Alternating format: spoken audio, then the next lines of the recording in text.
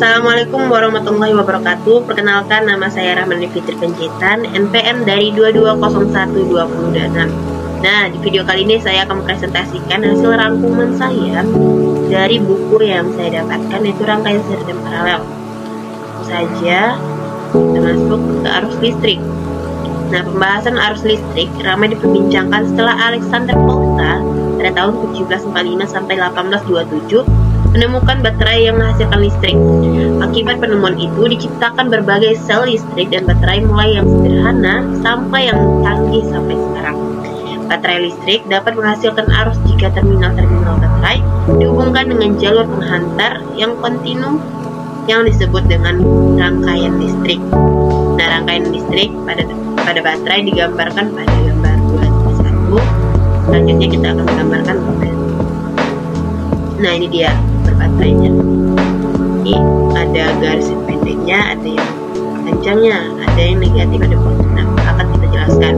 Garis yang lebih panjang pada simbol menyatakan terminal positif. Nah, ini dia garis yang panjang menyatakan terminal positif. Dan yang pendek adalah terminal negatif. Alat yang diberikan daya oleh baterai bisa berupa bola lampu, panas, radio, atau apapun.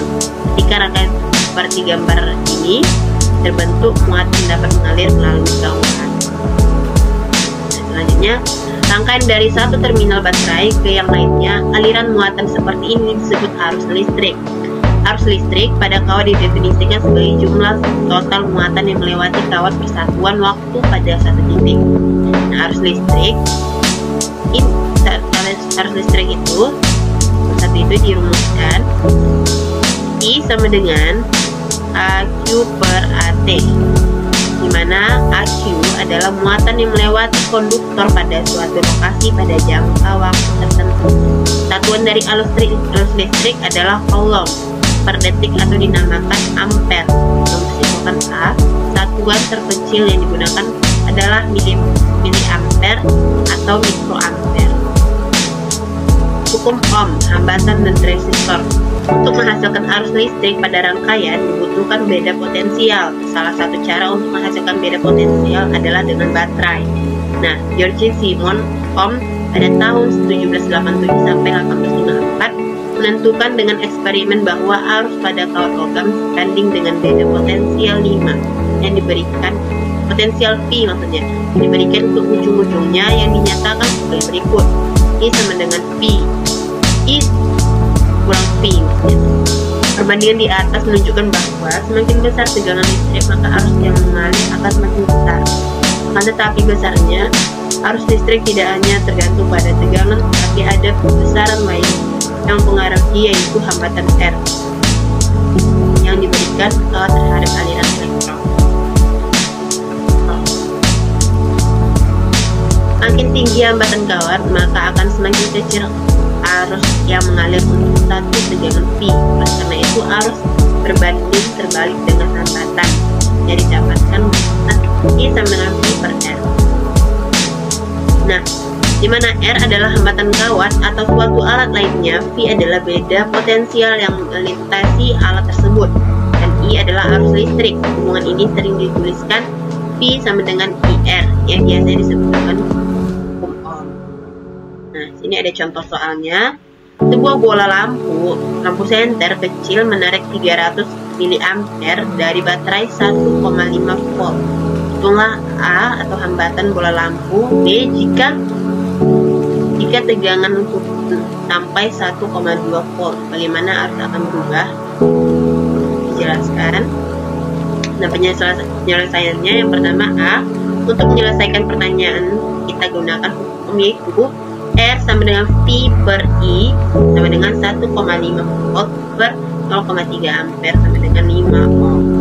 Nah, B, jika hambatan konstan, maka arus akan bernilai I sama dengan V per R sama dengan 1,2 V per 5 ohm. A hasilnya sama dengan 0,2 ohm. Nah, resistor digunakan untuk mengendalikan arus listrik yang memiliki nilai mulai dari kurang dari 1 ohm.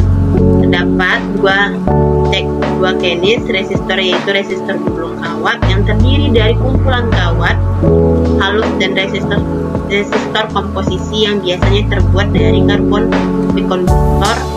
Dalam rangkaian listrik kita menyatakan hambatan dengan itu ya tidak gitu.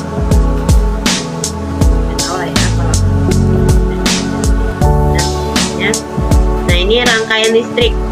Rangkaian seri dan paralel. Pertama, rangkaian resistor seri. Ketika sebuah atau lebih jika dihubungkan dari ujung ke ujung, dikatakan dihubungkan secara seri seperti terlihat pada gambar berikut itu. Pada rangkaian seri jika jumlah muatan Q keluar dari hambatan R1, muatan Q juga pasti akan masuk ke resistor R2. Jadi muatan dengan jumlah yang sama. Nah, melewati kedua resistor pada selang waktu tertentu, maka dapat dituliskan untuk sebuah rangkaian seri yang terdiri atas dua resistor harusnya sama besar pada kedua resistor karena jumlah muatan yang melewati R1 pasti juga melewati R2. Nah, dalam selang waktu yang sama. Jadi, sebuah rangkaian seri itu yang terdiri dari dua resistor. Jadi, harusnya itu sama besar pada kedua resistor tersebut. Dan jumlah muatannya yang melewati dari R1 juga melewati R2. Coba nih, ini lampu masuk ke resistor ya, Jadi hambatan total pada rangkaian seri dapat dirumuskan R seri sama dengan R1 tambah R2 tambah R3. Beda potensial yang berlaku pada rangkaian resistor seri akan bercabang di antara resistor yang ada. Rumusan beda potensial untuk resistor seri adalah I sama dengan I R1 tambah I R2 tambah I R3 dan seterusnya. Nah, lanjut yang kedua, rangkaian resistor paralel. Jika muatan mencapai titik A yang disebut sebuah pencabangan, muatan tersebut terpecah menjadi dua bagian, yang satu melewati R1 dan sisanya melewati R2. Pencabangan adalah suatu titik dalam sebuah rangkaian di mana arus dapat terpecah. Terpecah ini dapat menghasilkan arus pada masing-masing resistor yang lebih kecil daripada arus yang keluar dari baterai. Karena jumlah muatannya kekal, maka arus I yang masuk titik A harus sama dengan total yang harus dikeluarkan. Maka dapat dituliskan I sama dengan I1 tambah I2, di mana I1 adalah arus dalam R1 dan I2 adalah arus dalam R2. Nah, ketika resistor dihubungkan secara paralel, beda potensial pada resistor adalah sama. Maka hambatan total pada rangkaian paralel adalah I1 per R total sama dengan 1 per R1 tambah 1 per R2 dan Oke, pembuatan rangkaian seri dan paralel. Pertama, kita akan menyiapkan alat dan bahan. Pertama itu ada bola lampu kecil atau lampu enter. Kedua, 2 piting bola lampu kecil. Kedua, 3 baterai besar 2 biji, 4 akrilik, 5 papan kayu atau triplek, 6 tempat baterai, 7 lem kayu, ada 8 kabel penjepit buaya 12 buah, 9 kabel jumper, 10 soket banana, 8, 11 banyak 8, ini 11 solder, 12 kawat nail. Nah, cara membuat rangkaian seri dan paralel itu, yang pertama, rangkaian seri, buatlah potongan akrilik ukuran 4 cm kali 14 cm banyak 2 buah dan lipatlah sisi kanan dan kiri masing-masing bar lipatan 2 cm. Banyak akrilik sebanyak 3 lubang seperti pada gambar.